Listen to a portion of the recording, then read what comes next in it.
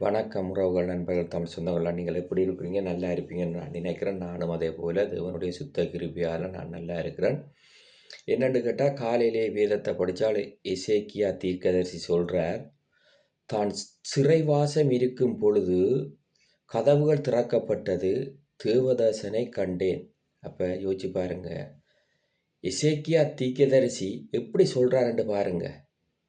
இந்த உலகத்தில் நாங்கள் யாரை வேணுமென்றாலும் பார்த்து விடலாம், ஆனால் தேவனை பார்ப்பது என்பது சாதாரண காரியம் அல்ல. 2000 நூற்றாண்டுகளுக்கு முன்பாக பிறந்து 31 வருடங்கள் உலகத்தில் வாழ்ந்து மரித்து மீண்டும் பரலோகத்துக்கு எழுந்து போன ஒரே ஒரு மெய்யான தேவன் இயேசு கிறிஸ்து மாத்திரம்தான். அந்த இயேசு கிறிஸ்து எங்கள் மேல் ஏதோ ஒரு திட்டத்தையும் சித்தத்தையும் வைத்திருக்கிற படியினால்தான் இந்த உலகத்தில் நாங்கள் ஒவ்வொருத்தரும் சுகபலத்தோடு வாழ்ந்து கொண்டிருக்கிறோம். அதுதான் உண்மை. இனி நான் என்னுடைய விடயத்துக்கு வருவோம். என்னென்று கேட்டால், ஒரு சின்ன ஒரு விடுமுறை, அதுக்கு நான் இந்த இடத்தில் வந்திருக்கிறேன். நேற்று என்னுடைய தம்பி மாலை பொழுது நேரத்தில் என்னோடு கணக்க தம்பி மாதிரி இருக்கிறோம், அதிலேயும் ஒரு விசேஷித்த தம்பி என்னோட மாலை பொழுது நேரத்தில் நீண்ட நேரம் என்னோடு பேசி கொண்டிருந்தார். நீண்ட நேரம் பேசி கொண்டிருக்கும் பொழுது எப்பொழுதும் நாங்கள் எப்படி சொல்வது, ஒரு உண்மையான அன்பான ஒரு சகோதரமாக தான் நாங்கள் பழகி கொண்டிருக்கிறோம். அது நல்ல ஒரு நட்பு, நல்ல ஒரு உறவு.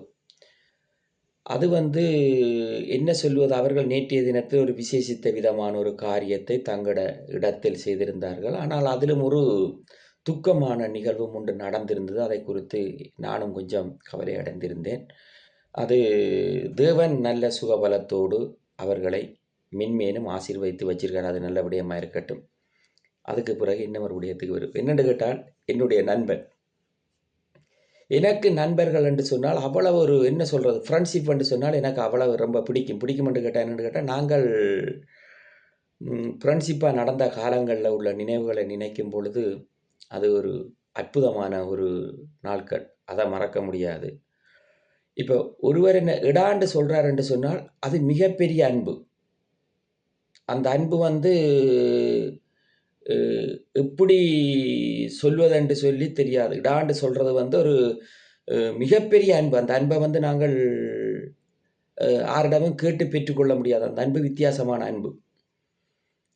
ஆனால் எப்பயும் என்னுடைய நண்பன் சொல்லுவான், நான் வரவா, நீ ஓகேயா, வந்துட்டு போட்டா என்று கேட்பான். அப்படி அவன் கேட்கிறான் என்று சொன்னால் அவன் என்ன குறித்து நிறைய யோசிக்கிறான் என்று தான் கருத்து. அதுதானே. நாங்கள் இப்போ ஒரு ஊரில் வாழ்ந்து கொண்டிருக்கிறோம் என்று சொன்னால், அந்த ஊருக்குள்ளே எங்களுக்கு ஒரு, எனக்கும் என்னுடைய குடும்பத்துக்கும் பிள்ளைகளுக்கும் ஒரு மகிமையான பேர் இருக்கு. அந்த பேரை நாங்கள் எப்படி பார்க்கணும் என்று கேட்டால், ஒரு பொற்கலசில தேவனுடைய பாதத்தில் வச்சு பார்க்குற மாதிரி பார்க்கணும். ஆனால் உலகத்தில் இப்போ நாங்கள் நடந்து போய்க்கல ரோட்டில் கணக்க பப்ளிசிட்டி இருக்கும், நான் ஆண்டவர் அறிஞ்சிட்டேன் என்று சொல்லிக்கொண்டு கண்ணை மூடிக்கொண்டு போய் அதை பார்க்கக்கூடாது, கண்ணை மூடிக்கொண்டு போய் காரில் அடிபட்டு நாங்கள் செத்து போயிடக்கூடாது. விளங்குதான். அப்போ உலகத்தில் நாங்கள் மிக ஞானமாக நடக்க வேண்டும். என்ன ஒருத்தர் திரும்பவும் சொல்லணும், இன்னொருத்தர் இடாண்டு அன்பு செய்கிறாருன்னு கேட்டால் அந்த அன்பு பெரிய அன்பு. அது நான் மீண்டும் சொல்கிறேன், அந்த அன்புக்கு விலை கொடுக்க முடியாது. அப்படித்தான் என்னுடைய நண்பனுக்கு என்னடா, எப்படிடா, எங்கடா, வாரியா போறியா, இதுதான் எங்களுடைய பேச்சுவார்த்தை பழக்கமாக இருக்கும். அப்போ நான் சில விடயங்களை நல்லா ஞானமாக யோசிப்பேன், பொறுமையாக. இப்போ எனக்கு மிக பிடிச்ச ஆள் யாருன்னு கேட்டால், நான் என்னோட கூட இருந்தவர்களுக்கு தெரியும், நாங்கள் இந்த ரேடியோ இருக்குத்தானே, அப்போ ரேடியோவில் சோனி ரேடியோவில் 9 பேண்ட் 12 பேண்ட் சொல்லி வந்த ரேடியோ எனக்கு எங்களுடைய அண்ணர் ஒருத்தர், அண்ணர்கிட்ட தான் சொல்கிறோம் நாங்கள், அண்ணர் ஒருத்தர் சிங்கப்பூர்லேருந்து ஒரு அண்ணா வாங்கியிருந்து கொடுத்து அந்த ரேடியோவை எனக்கு அண்டன் எட்ரிச் என்று சொல்லி பேர் எழுதி அந்த ரேடியோவை எனக்கு இந்தியாவுக்கு அவர் அனுப்பி வச்சிருந்தார். சரிதானே. அந்த ரேடியோவில் நான் வெறுத்தாசையும் பிபிசியையும் கேட்டுட்டு அப்படியே பக்குவமாக துணியால் சுற்றி பத்திரமாக வச்சிருவேன். அதுதான் எனக்கு, நான் இருந்த இடங்களில் எனக்கு இருந்த பெரிய சொத்து. அதை பத்திரமா வச்சுருவேன். வேறு ஒன்றும் நான் எடுக்க மாட்டேன். இந்த கதை உங்களுக்கு சுவாரஸ்யமாக இருக்கும், இன்ட்ரெஸ்ட்டாக இருக்குது. நான் இப்போ ஒரு சின்ன விடுமுறைக்கு வந்திருக்கிறேன். எங்கே அண்ணா திடீரென்று ஹோட்டலில் போய் நிற்கிறீங்களேன்ட்டு கேட்பியல். நான் ஒரு விடுமுறைக்கு வந்திருக்கிறேன். அதனால் நீங்கள் படியாக பாருங்க. அப்போ இந்த ரேடியோவில் நான் கேட்கல ஜெகக் கஸ்பார் தான் சொல்லுவார், உறவு பாலங்கள். உறவு பாலங்கள் எப்படி என்று கேட்டால் 95ஆம் ஆண்டு காலப்பகுதியில் பெரியோரு இடம்பெயர்வு நடக்குது ஸ்ரீலங்காவில். தலைமையகம் அறிவிக்குது இடம்பெயர்வு வந்துவிட்டது, எல்லாரும் இடம்பெயர்வு செய்யுங்கன்னு சொல்லி இடம்பெயர்வு நடக்குது. மக்கள் எல்லாம் அப்படியே என்ன சொல்கிறது, அப்படியே எல்லா பக்கத்தாலேயும் வந்து அப்படியே ஒரே இடத்துக்குள்ளே வந்து நாவக்குழி பாலத்துக்குள்ளே போகிற பாதை கைதடிக்குள்ளே வரணும். அப்படியே அந்த பாலத்துக்குள்ளே வந்து மக்கள் வந்து அப்படியே நெட்டிசலாக வந்து போக முடியாமல் அப்படியே ஒரு நெருக்கு வாரங்களாக போய் கொண்டிருக்க குழந்தைகள் எல்லாம் அந்த இடத்தில் இறந்தார்கள், தாய்மார்கள் இறந்தார்கள், இளம் பிள்ளைகள் இளம் வாலிபர்கள் எல்லாம் இறந்தார்கள். அப்படி ஒரு காரியம் நடக்கல. மழை கொட்டி கொண்டே இருக்குது, பசி ஒரு பக்கத்தாலேயும் எந்த விதமான செயலும் செய்ய முடியாத ஒரு காலத்தில் குடையால் தண்ணி வடியுது, குடையில் உள்ள தண்ணியை குடிக்கிறார்கள். அப்படி இருக்கும் பொழுது மன வேதனையாக இருக்க ஒருத்தரை பார்க்கும் பொழுது. ஆனால் நான் மனதில் நினைத்ததொன்று தான், கடவுள் என்னோடு என்ன சுகபலத்தோடு வைத்திருந்தால், நான் நல்ல மாதிரி சுகபலத்தோடு வாழ்ந்தால் இன்றைக்கும் என்னுடைய தாய்நாட்டை மறக்காமல் எங்கள் கண்ணால் பார்த்த ஒவ்வொரு காயக்கப்பட்ட சனங்களுக்கும் நான் உதவி செய்ய வேண்டும் என்றதான் நான் எடுத்த முடிவு. அன்றைய தினம் நான் எடுக்கும் பொழுது எனக்கு அப்போ வந்து எனக்கு ஒரு எத்தனை வயது இருக்குமென்று நீங்கள் நினைக்கிறீங்க? 20 வயது வாலிபனாக இருந்தேன். இப்போ எனக்கு குடும்பம், 3 பிள்ளைகள், என்னுடைய வாழ்க்கை அப்படியே கடந்து வந்து நானும் இப்போ ஒரு பெரிய ஒரு முதிர் வயதுக்குள்ளே வந்துட்டேன். ஆனால் அவ்வளவு தூரத்தில் நாங்கள் வந்து இந்த உறவு பாலத்தை வந்து சொல்ல வந்ததுக்கு காரணம் என்னென்னு கேட்டால், அதில் காணாமல் போன ஆக்களை ஜெகக் கஸ்பார் ஃபாதர் அவர் தான் முழு பேரையும் உறவு பாலமாக இணக்கியது.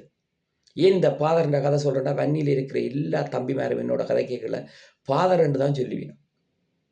நான் அவர்களுக்கு சொல்லுவது எப்படி என்று கேட்டால், நான் வேதத்தோடு வாழ்கிறேன், உண்மையாக வாழ்கிறேன், உங்களுக்கு உதவி செய்கிறேன். ஆனால் நீங்கள் ஏமாற்றாமல், குடிவெறி பழக்கங்கள் ஒன்றும் இல்லாமல் நல்ல பிள்ளைகளாக இருந்து குடும்பத்தை பார்த்து நல்லபடியாக நீங்கள் நடக்கணும்ன்றவுடன் சொல்லுவேன். அவர்களும் நிறைய விருப்பப்படுவார்கள். ஃபாதர் என்று சொன்னால் அப்படி கதைப்பார்கள்.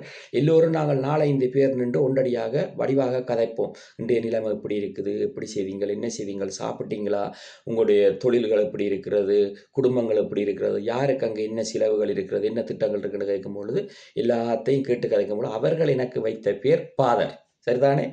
ஏன் இதை சொல்கிறேன்னு கேட்டால், இப்போ காலையிலே வேதத்தை படிச்சுட்டு இப்போ ஒரு தூர இடத்துக்கு போகிறேன். ஏன் தெரியுமா? அருள்புரருடைய சபையில் வந்து இன்றைக்கு ஒரு நல்ல ஒரு விசேஷித்த விதமான ஒரு ஆராதனை இருக்குது. நான் இந்த வெக்கன்ஸ் இடத்துல இருந்து அந்த இடத்துக்கு போகிறேன். சரிதானே? அப்போ எல்லா விஷயத்தையும் நாங்கள் கவனமாக கண்காணித்து போகும் பொழுது எங்களிடத்தில் வந்து எதிர்பாராத ஒரு கல் வந்து விழுகுதுன்னு சொன்னால் அந்த கல்லை என்ன செய்ய வேண்டும் என்று கேட்டால், எடுத்து நாங்கள் அதை வந்து என்ன செய்ய வேண்டும், ஆழக்கடலில் முதுகுக்கு பின்னால் கட்டி போட வேண்டும். அந்த கல் ஏன் ஆழக்கடலில் முதுகுக்கு பின்னால் கட்டி போட வேண்டும் என்று கேட்டால், அந்த கல் எவ்வளவு தூரமாக தாண்டு போய் கடலுக்குள் இருக்குது என்று சொல்லி எங்களால் கண்டுபிடிக்க முடியாது. ஆனால் அந்த கல் இனி மேலே வராதென்ற ஒரு நம்பிக்கையோடு நாங்கள் எங்களோட பயணத்தை தொடர வேண்டும். சரிதானே? அதே போல் என்னுடைய நண்பர்கள் அடித்து கனடாலேருந்து கேட்குறான், நீ ஓகேடா, என்னடா செய்கிற, எப்படிடா இருக்கிறான்னு கேட்குறான். நான் நல்லா இருக்கிறேன், எனக்கு ஒரு பிரச்சனையும் இல்லை. எனக்கு ஒரு பிரச்சனைன்னு சொன்னால் ஃபோன் இருக்குது, ஃபோனில் உங்களுக்கு எல்லாம் பெரும். என்னுடைய யூடியூப்பை பாருங்கள், என்னுடைய ஃபேஸ்புக்கை பாருங்கள், என்னோட கதைக்கிறீங்க, பேசுகிறீங்க. நேற்றைய தினத்தில் நான் வச்ச பதிவுகளை பார்த்து சில பேர் கேட்டீங்களா ஆராக்கலன்னு சொல்லி. எல்லாம் நல்லவர்கள் தான், எல்லாரும் நல்லவர்கள் தான். நாங்கள் தான் என்ன செய்ய வேண்டும், ஞானமாக நடக்க வேண்டும். தேவன் எங்களோட கூட இருக்கிறார். வாழ்க்கை சிறியது, போகிற பாதை பெரியது. சந்தோஷமாக இருங்கள். என்னை தேடி அடிக்கிற நண்பர்கள், உறவுகள், தம்பிமார், அண்ணமாருக்கெல்லாம் கோடான கோடி ஸ்தோத்திரம் சொல்லி, அதே போல் என்னுடைய ஒரு அண்ணா எப்பயும் என்ன வந்து அப்படி விசாரிப்பார். அவ்வளவு அன்புள்ளவர். அப்படி விசாரிப்பார், என்ன செய்ய வேண்டும், ஏது செய்ய வேண்டும், எப்படி செய்ய வேண்டும் என்று. அப்படி ஒரு திட்டங்களையும் செயல்படுத்தல்களையும் யார் தருகிறார்? எங்களுக்கு தேவரீர் தருகிறார். நாங்கள் மாமிசமான மனிதர்கள், எங்களிடத்தில் ஒன்றுமில்லை. தேவரீர் தருகிறார். திட்டங்களையும் செயல்களையும் எங்களுக்கு தந்து கொண்டிருக்கிறார். அருமையாக எங்களை வைத்திருக்கிறார். அற்புதமாக நடத்துகிறார். அதனால் இன்றைய நாள் உங்களுக்கு நல்ல நாளாக இருக்கும். இந்த பதிவு கொஞ்சம் நீளமாக இருக்கும், வடிவாக பாருங்கள். அதே போல் நானும் உங்களுக்கு வைக்கிற ஒரு பதிவும் மிக மகிழ்ச்சியாக இருக்கும்.